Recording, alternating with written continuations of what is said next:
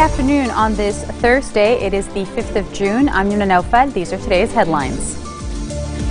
The Future Parliamentary Bloc urges Lebanon's foreign minister to summon Syrian ambassador Ali Abdel Karim Al Ali over what it says are abusive remarks against Arab states. China offers $16 million in humanitarian assistance for Syrian refugees in Lebanon and Jordan as part of Beijing's growing engagement with the Arab world. And leaders of the G7 group of industrial nations limit themselves to warning Russia of another round of sanctions as they urge President Vladimir Putin to stop destabilizing Ukraine. The Future Parliamentary Bloc is urging Lebanon's foreign minister to summon Syrian ambassador to Lebanon, Ali Abdel Karim Al Ali, over what it says are abusive remarks against Arab states. The Future Bloc denounced the abusive comments and accusations made by the ambassador of the Syrian regime to Lebanon in a television interview against Arab and sisterly countries and called on the foreign minister to summon him. This is what the coalition said after its weekly meeting. The bloc, which met under its head Fouad Senura, also commented on the scene outside the Syrian embassy in Yerzeh last week when Syrian expatriates voted in the presidential elections. Future expressed surprise that Syrian agents in Lebanon and their allies who remain active inside the country continue to repeat their shows throughout exploitation and exploiting the influence and the weapons of Hezbollah and its aides to pressure and intimidate Syrian refugees living already under difficult conditions. Prime Minister Tamam Salam is holding talks with Speaker Nabih Berri over the presidential stalemate and the work of the cabinet. The meeting comes days after Berri met separately with presidential hopeful MP Michel Aoun and Interior Minister Nuhad Mashnout, who is also a Future Bloc lawmaker. The talks centered on the presidential vacuum that began after former President Michel Sleiman left Abda Palace on May 25th without a successor in light of disputes among lawmakers on a consensus candidate. Now, although the cabinet is discussing a mechanism to govern its work in light of the presidential void, Aoun's bloc, along with some Christian MPs and the Future Movement, have vowed not to attend legislative sessions in Parliament until a president is elected. The MPs argue that Parliament should only handle urgent matters until a new president is elected.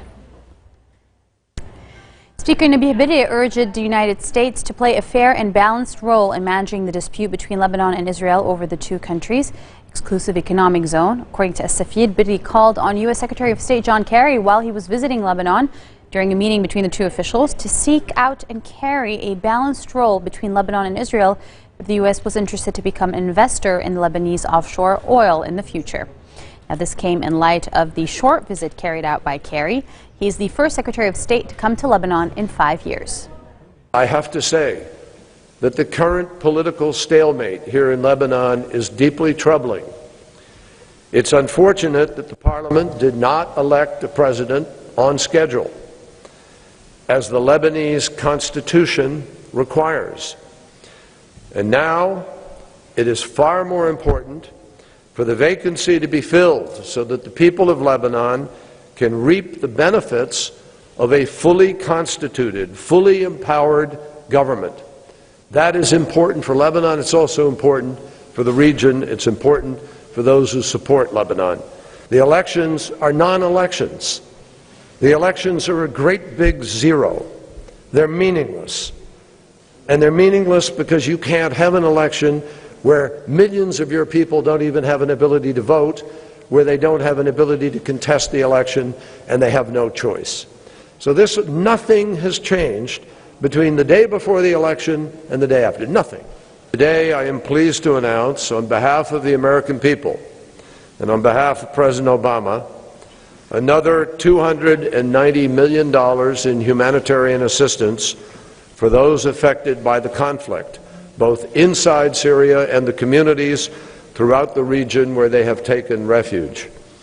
With the newest contribution that I've announced today, the United States has now committed more than $2 billion to support refugees and the nations that have opened their doors to them.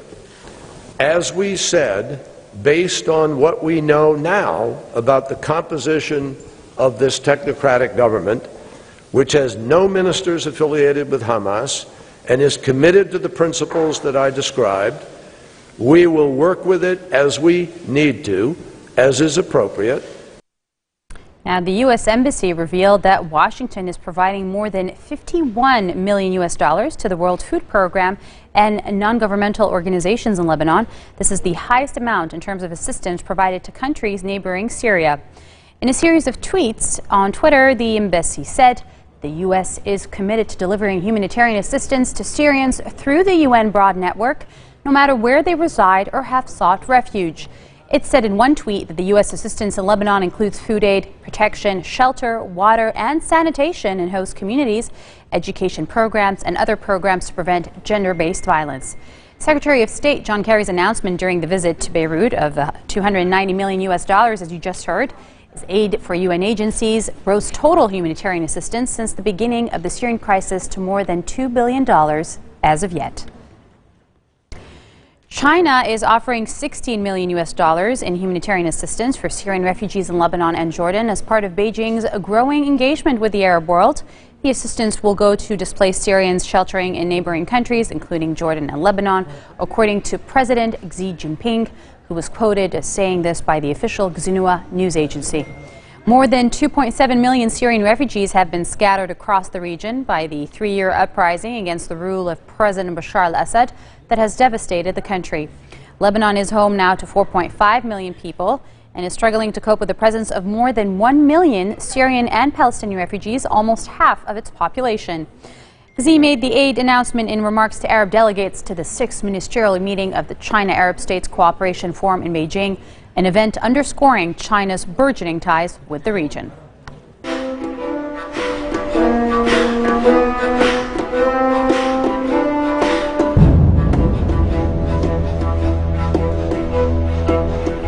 Syrian President Bashar al-Assad has won a landslide victory in presidential polls, securing 88.7% of the vote, according to Parliament Speaker Mohammed al-Laham. The two other candidates, Hassan al-Nouri and Maher Hajjar, won 4.3% and 3.2% respectively. The victory gives Assad a third 7-year term in office despite a raging civil war which grew out of protests against his rule. The head of the Supreme Constitutional Court said that the turnout in the country's presidential election this week was 73.42%. The opposition and its international backers have denounced the election as a farce, saying the two relatively unknown and state-approved challengers offered no real alternative to Assad. Voting was held only in government-controlled areas, excluding vast chunks of northern and eastern Syria that are in rebel hands. Coming up next, the countdown to the World Cup. Football fans are bursting with excitement in Brazil as the country gears up for the 2014 FIFA. Stay with us.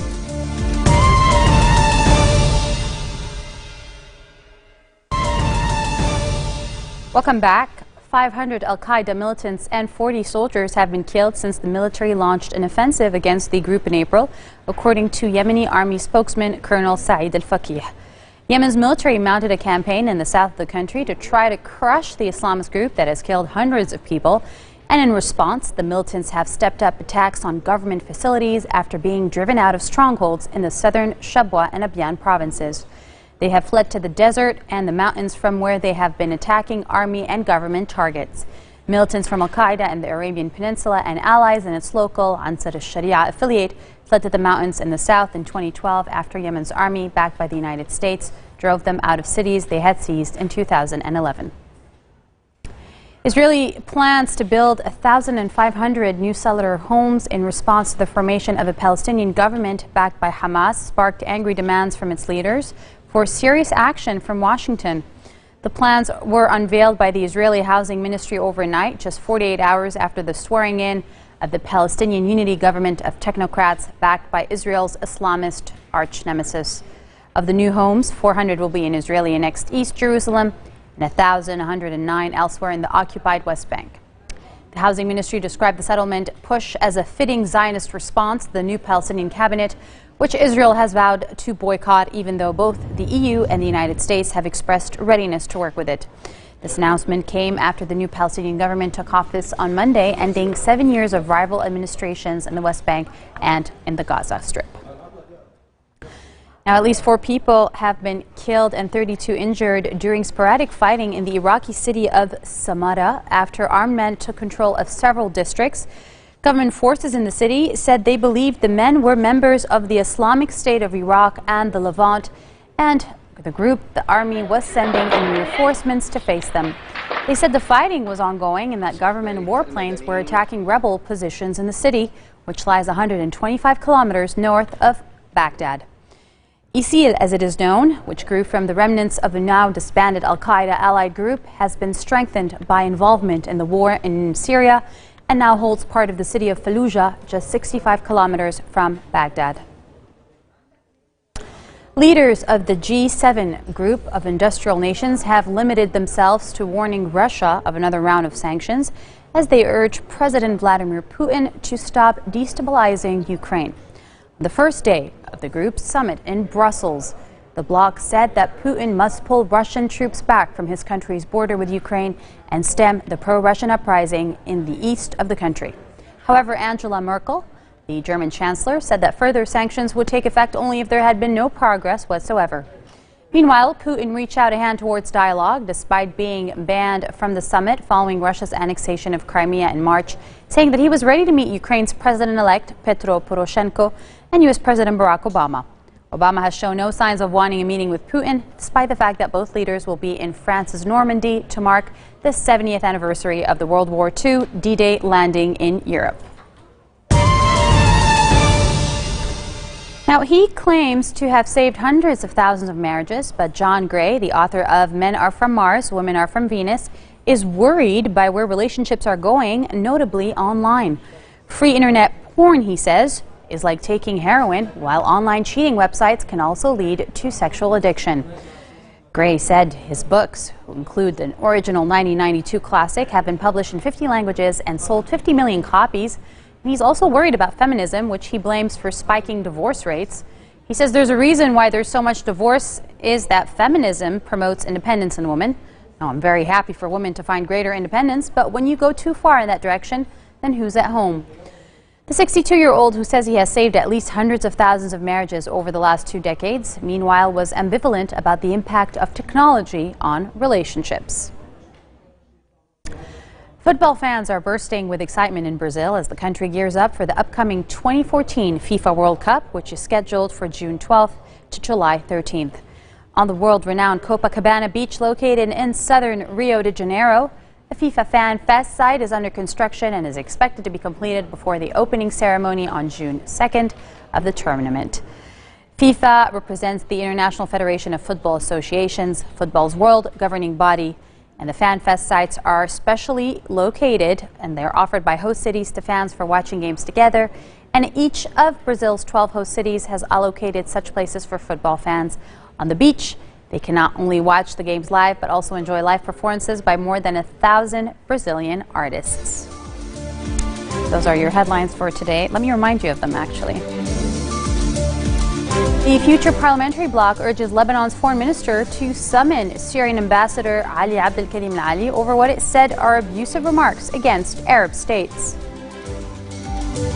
China offers $16 million in humanitarian assistance for Syrian refugees in Lebanon and Jordan as part of Beijing's growing engagement with the Arab world. And leaders of the G7 group of industrial nations limit themselves to warning Russia of another round of sanctions as they urge President Vladimir Putin to stop destabilizing Ukraine. Those are your Thursday headlines live on Future Television in Beirut. I'm Yuna Nofal, wishing you all a good night.